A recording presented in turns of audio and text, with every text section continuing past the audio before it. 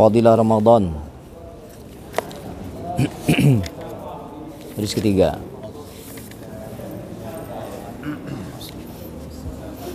An Ka'b bin Ujrah radhiyallahu anhu qala Rasulullah sallallahu alaihi wasallam uhduru lil minbar fa hadarna falamma irtaqa darajah qala amin falamma irtaqa darajah tsaniyah qala amin falamma irtaqa darajah tsalitsah faqala amin falamma nazala qulna ya Rasulullah laqad sami'na minkal yaum syai'a ma kunna nasma'uhu qala inna Jibril alaihi salam aradali faqala ba'uda man adrak ramadana falam yughfaru lahu qultu amin falamma raqitu tsaniyah qala ba'uda man zukirta indahu falam yusalli alaika qultu amin falamma raqitu tsalisah qala ba'uda man adraka abawaihil kibar indahu aw ahadahuma falam yudkhilahul jannah qulna amin. Dari Ka'ab bin Ujrah radhiyallahu an berkata bahwa Rasulullah sallallahu alaihi wasallam bersabda, mendekatlah kalian ke mimbar. Lalu kami pun mendekati mimbar itu. Ketika Rasulullah SAW menaiki tangga mimbar yang pertama, beliau berkata amin. Ketika beliau menaiki tangga yang kedua, beliau pun berkata amin. Ketika beliau menaiki tangga yang ketiga, beliau pun berkata amin. Setelah Rasulullah SAW turun dari mimbar, kami pun berkata, ya Rasulullah, sungguh kami telah mendengar dari engkau pada hari ini sesuatu yang belum pernah kami dengar sebelumnya.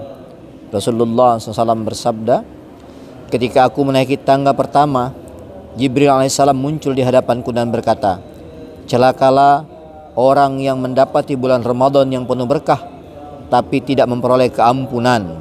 Maka aku berkata amin. Ketika aku menaiki tangga yang kedua, Jibril alaihissalam berkata, celakalah orang yang apabila namamu disebutkan dia tidak berselawat kepadamu. Aku berkata amin.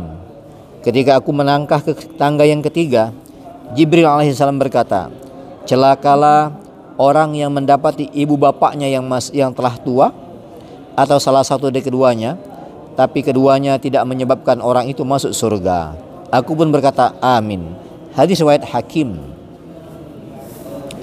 Ulangi, dari Ka'ab bin Ujrah radhiyallahu an berkata bahwa Rasulullah SAW bersabda, mendekatlah kalian ke mimbar.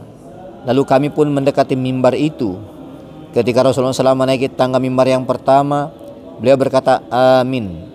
Ketika beliau menaiki tangga yang kedua, beliau pun berkata amin. Ketika beliau menaiki tangga yang ketiga, beliau pun berkata amin. Setelah Rasulullah SAW turun dari mimbar, kami pun berkata, ya Rasulullah, sungguh kami telah mendengar dari engkau pada hari ini sesuatu yang belum pernah kami dengar sebelumnya. Rasulullah SAW bersabda, ketika aku menaiki tangga pertama, Jibril alaihissalam muncul di hadapanku dan berkata, celakalah orang yang mendapati bulan Ramadan yang penuh berkah tapi dia tidak memperoleh keampunan. Maka aku berkata amin. Ketika aku menaiki tangga yang kedua, Jibril alaihissalam berkata, celakalah orang yang bila namamu disebutkan dia tidak berselawat ke atasmu. Aku pun berkata amin. Ketika aku melangkah ke tangga yang ketiga, Jibril alaihissalam berkata, celakalah orang yang mendapati ibu bapaknya yang telah tua atau salah satu dari keduanya, tapi keduanya tidak menyebabkan orang itu masuk surga. Aku pun berkata amin. Hadis riwayat Hakim.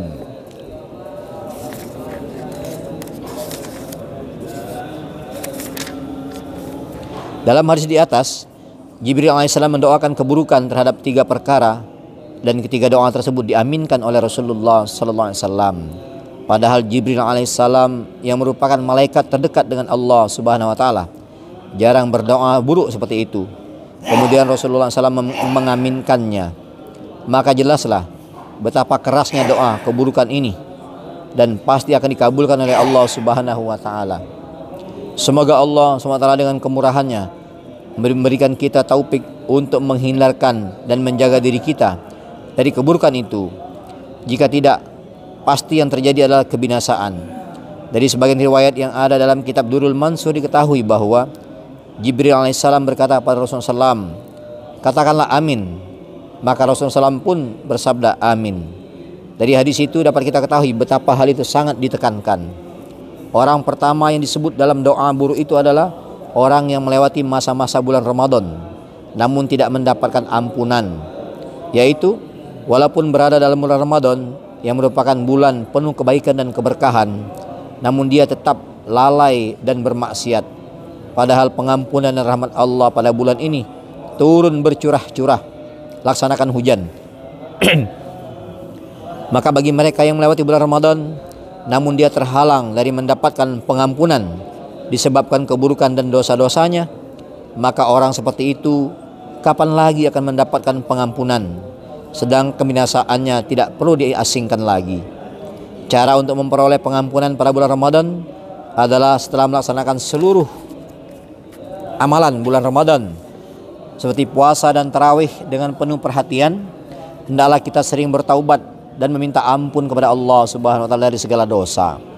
Orang kedua yang mendapat doa buruk adalah orang yang mendengar nama Rasulullah sallallahu alaihi wasallam disebutkan padanya tapi dia tidak berselawat kepada beliau. Banyak hadis yang mengandung makna seperti ini, hingga dengan alasan itulah para ulama berpendapat bahwa kapan saja nama Rasulullah SAW disebut, maka yang mendengarnya wajib berselawat kepada beliau.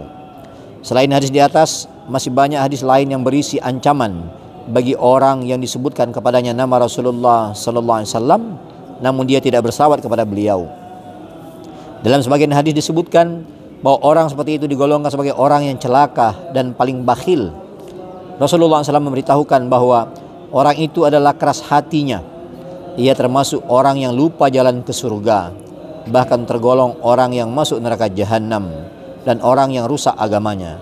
Juga diriwayatkan bahwa orang seperti itu tidak akan melihat wajah Rasulullah SAW yang mulia. Ulama telah mentakwilkan riwayat-riwayat seperti itu.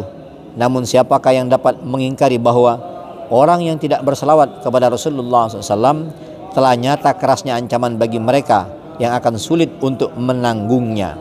Mengapa tidak? Karena kebaikan Rasulullah SAW kepada umat ini lebih banyak daripada kebaikan mereka kepada diri mereka sendiri, hingga sulit diungkapkan oleh tulisan dan perkataan. Selain itu, banyak sekali hak Rasulullah SAW yang wajib ditunaikan oleh umatnya, namun mereka tidak sanggup menunaikannya, hingga apabila ada di antara umatnya yang tidak berselawat kepada beliau, maka mereka berhak memperoleh ancaman dan kerugian. Sungguh banyak keutamaan membaca selawat kepada Nabi SAW, sehingga keterhalangan dari membacanya adalah merupakan kemalangan yang besar. Keutamaan apalagi yang lebih besar daripada ini, yaitu orang yang berselawat sekali saja kepada Rasulullah SAW, maka Allah SWT akan mengirimkan rahmat kepadanya 10 kali. Malaikat akan berdoa untuknya, dosa-dosanya dimaafkan, derajat ditinggikan, mendapatkan pahala besar sebesar gunung Uhud, wajib atasnya syafaat, dan masih banyak keuntungan-keuntungan lainnya. Berselawat kepada Rasulullah SAW juga menyebabkan datangnya keridhaan Allah, rahmatnya, keamanan dan kemarahannya, keselamatan dari ketakutan dari hari-hari kiamat, melihat tempatnya di surga sebelum kematiannya, dan janji lainnya yang merupakan kekhususan selawat yang telah ditetapkan. Selain itu, dengan membaca selawat, seseorang akan dijauhkan dari kesempitan hidup dan kefakiran. Dengan berselawat juga akan mendapatkan takarrub, kedekatan kepada Allah dan Rasulnya, mendapatkan bantuan atas musuh-musuhnya. Hatinya akan dibersihkan dari nifak dan karat, akan dicintai oleh orang-orang, dan banyak sekali kabar gembira lainnya yang diterangkan oleh hadis-hadis tentang keutamaan selawat. Para ahli fikih menerangkan, membaca selawat sekali dalam seumur hidup adalah wajib. Pendapat ini disepakati oleh seluruh ulama mazhab. Adapun perbedaan pendapat di antara mereka adalah mengenai penyebaran agama, mengenai penyebutan. Adapun perbedaan mereka adalah mengenai penyebutan nama Rasulullah SAW. Apakah wajib berselawat atasnya setiap nama beliau disebutkan? Sebagian ulama berpendapat bahwa wajib berselawat atas Rasulullah SAW setiap kali nama beliau disebutkan. tetapi menurut sebagian ulama yang lain hal itu adalah mustahab. Orang ketiga yang didoakan buruk oleh Jibril alaihissalam adalah orang yang mempunyai ibu dan bapak yang sudah tua atau salah seorang di antara keduanya, tapi karena dia tidak berbakti kepadanya maka dia tidak memperoleh surga. Padahal sebenarnya ia berhak untuk mendapatkan surga itu seandainya ia melayani dan berbakti kepadanya. Banyak hadis yang menerangkan tentang hak-hak orang tua. Ulama dalam hal ini, para ulama dalam menulis hak-hak orang tua mengatakan bahwa penting mentaatinya dalam hal-hal yang mubah, boleh. Mereka juga menulis janganlah berlaku kurang sopan kepada mereka. Jangan mendatangi mereka dengan kesombongan, walaupun mereka orang musyrik. Jangan mengeraskan suara di atas suara mereka. Jangan memanggil mereka dengan namanya. Jangan mendahului mereka dalam suatu pekerjaan. Bermakruf dan nahi mungkar pada mereka dengan lemah lembut. Jika mereka tidak menerimanya, maka tetap berbakti kepadanya dan senantiasa berdoa memintakan hidayah untuk mereka. Tujuan ini semua adalah menjaga rasa hormat kepada mereka dalam segala hal. Dalam sebuah hadis diriwayatkan bahwa pintu terbaik untuk memasuki surga adalah ibu bapak. Jika engkau suka, peliharalah dia atau sia-siakanlah. Seorang sahabat bertanya kepada Rasulullah SAW, apakah hak-hak ibu bapak?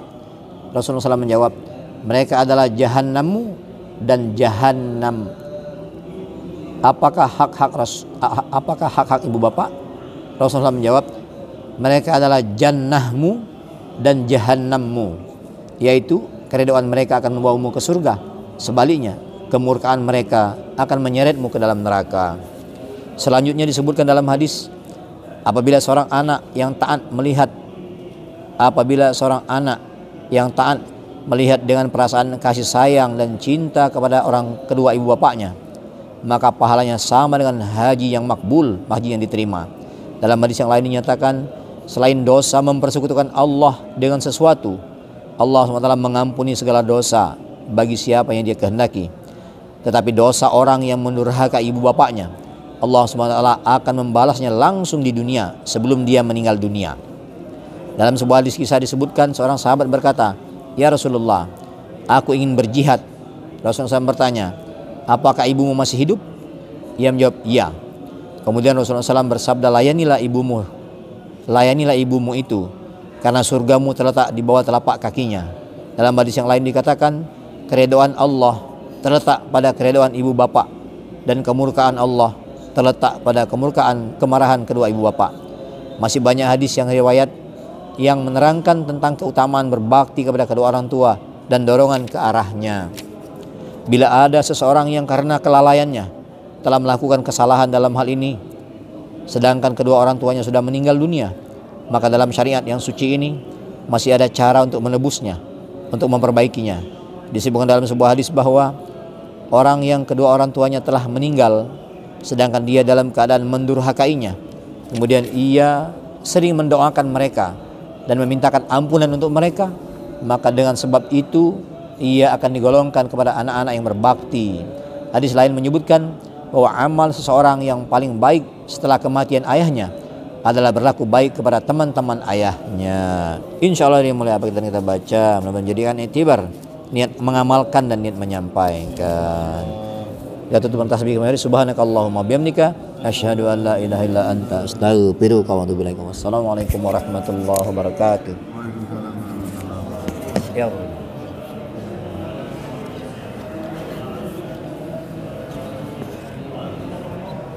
Mati ya.